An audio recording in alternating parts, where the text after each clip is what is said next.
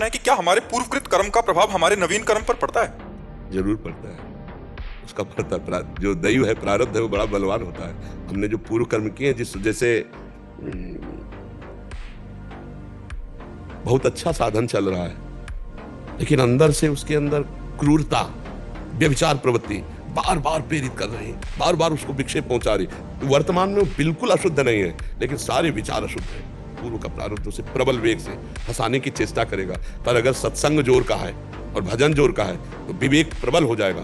प्रारब्ध भोग आएगा पर उसे भोगेगा नहीं, बच जाएगा। प्रारब्ध भोग बहुत प्रबल होता है, पर इतना प्रबल नहीं होता, नहीं तो किसी की भगवत प्राप्ति नहीं होती। इतना प्रबल नहीं होता कि भगवान के भजन को काट सके, भगवान के चिंतन को काट सके।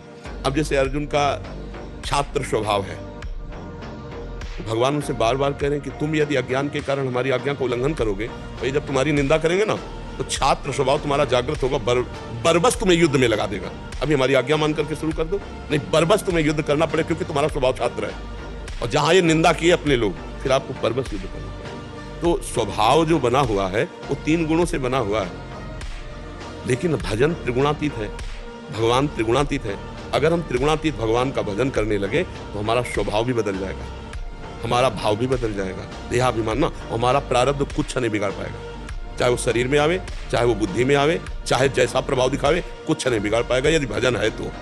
प्रारब्ध कोई बहुत बड़ा देवता नहीं, हमारा किया हुआ कर्म है, जो पूर्व का किया हुआ कर्म। और वो भी 2 ही प्रकार के होते हैं, सत और असत। और इस समय हम भजन कर रहे हैं तो हम शुभ अशुभ दोनों का विनाश करके भगवत प्राप्ति करने की सामर्थ्य रखते हैं। भजन में जो सामर्थ्य है वो प्रारब्ध में थोड़ी सामर्थ्य है। तो वहां चूंकि छात्र धर्म के अनुसार युद्ध रूपी कर्तव्य आया है, इसलिए भगवान बार बार अर्जुन को प्रेरित कर रहे हैं उस छात्र धर्म के अनुसार। वहां निवृत्ति परक बात भगवान उपदेश अर्जुन को लक्ष्य करके सबको दे रहे हैं। लेकिन अगर निवृत्ति परक लगाना होता तो अर्जुन पहले ही कह रहे थे कि मैं संन्यास लूंगा, मैं युद्ध नहीं करूंगा, मैं भिक्षा करना पालूंगा, लेकिन अपने जनों को नहीं मारूंगा। भगवान इसी बात को काटने के लिए 18 अध्याय सुनाए, तेरी बात समझ में आ जाए। जब कोई निवृत्ति परक भगवान का भजन करता है तो प्रारब्ध कुछ नहीं बिगाड़ पाता है। ऐसे ही हर प्रारब्ध आता है, पर वो निवृत्ति परक जो भजन होता है उसको नहीं नष्ट कर सकता। प्रवृत्ति परक को तो फिर गिरा देगा, प्रवृत्ति परक में गिरा देगा। निवृत्ति परक, यहां अर्जुन को छात्र धर्म का उपदेश जब करते हैं भगवान, तब फिर ये कहते हैं तुझे विवश होकर युद्ध करना पड़ेगा, तुझे विवश होकर, क्योंकि तू इस समय भले मोहवश ना कह दे, पर जब सामने वाले तेरी निंदा करेंगे तो तुझे अपने आप गांडी उठाना पड़ेगा और इनको मारना पड़ेगा। इसलिए मेरी आज्ञा मान ले। तो अभी अहंकार कर कि मैं नहीं करूंगा, तो नहीं, तेरी प्रवृत्ति करा देगी, तेरी प्रवृत्ति करा देगी। तो भगवत प्राप्ति में अगर ये सिद्धांत लागू हो कि तेरी प्रवृत्ति ही करा देगी, तो कभी भगवत प्राप्ति नहीं होगी। क्योंकि दुर्वासना मम सदा परिकर्षयन्ति, दुर्वासना हर समय खींचती रहती है। तो उस प्रवृत्ति को हम भजन बल से काटते हैं, तब जाकर हम निवृत्ति परक पर ब्रह्म परमात्म तत्व का आत्मबोध या भगवत प्रेम प्राप्त कर पाते हैं। आप समझ रहे हैं ना? हाँ, लौकिक कर्मों में तेरा बल काम क्या करेगा? जो तेरा प्रारब्ध वही आएगा। लेकिन भगवत प्राप्ति के लिए प्रारब्ध कुछ नहीं, प्रारब्ध से भगवत प्राप्ति नहीं होती, और प्रारब्ध कुछ नहीं बिगाड़ सकता भगवत प्राप्ति के लिए। अगर ऐसा होता तो फिर मनुष्य जीवन भगवत प्राप्ति के लिए घोषित ही नहीं किया जाता। ये पूरा प्रारब्ध हिसाब पशुओं में चलता है, मनुष्यों में भगवत प्राप्ति के लिए नहीं।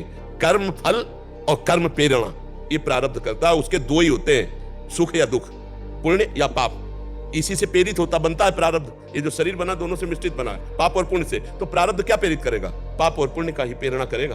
वो ऐसे कर्म कराएगा या उसका फल जो सुख दुख है वही देगा। लेकिन परमात्मा प्राप्ति करने के लिए यदि आपने ठान लिया तो प्रारब्ध की धज्जियां उड़ा सकते हो। धज्जियां, माया, प्रारब्ध, काल, कर्म, स्वभाव, गुण, इन्हीं के घेरे से तो निकलना जीवन मुक्तता है। तो भजन का बल कालातीत कर देता है, गुणातीत कर देता है, मायातीत कर देता है। तो हम भजन के बल से प्रारब्ध को ठोकर मारें और भगवत प्राप्ति के मार्ग में आगे चले। अगर हम ये सिद्धांत मानेंगे कि प्रवृत्ति ही सब कुछ करा लेगी, तो भगवत प्राप्ति शब्द ना आता। आप समझ रहे ना? वहां छात्र धर्म के लिए बात कही गई है। जो युद्ध क्रीड़ा है वो छात्र धर्म से युक्त है। लेकिन हम भजन करके प्रारब्ध को मोड़ देते हैं, नए प्रारब्ध की रचना करते हैं, हमें मोक्ष प्राप्त होता है। भगवत प्राप्ति ये प्रारब्ध में नहीं लिखा, ये हमारा मनुष्य जीवन का नया कर्म। प्रारब्ध आके बाधा पहुंचाएगा जिसमें भगवत प्राप्ति मार्ग में चले। अब काम प्रसंग आ जाए, लोभ प्रसंग आ जाए, तो विवेक के द्वारा बचो। जो तुमने भजन किया, जो तुम्हें ज्ञान प्राप्त हुआ, उसके द्वारा उससे बचो। और अगर उसमें गिर जाते हो तो प्रारब्ध जोर हो गया, भजन आपका छीन हो गया। और अगर भजन जोर है तो प्रारब्ध को रौंदते हुए वो भगवत प्राप्ति करता है। समझ पा रहे हैं?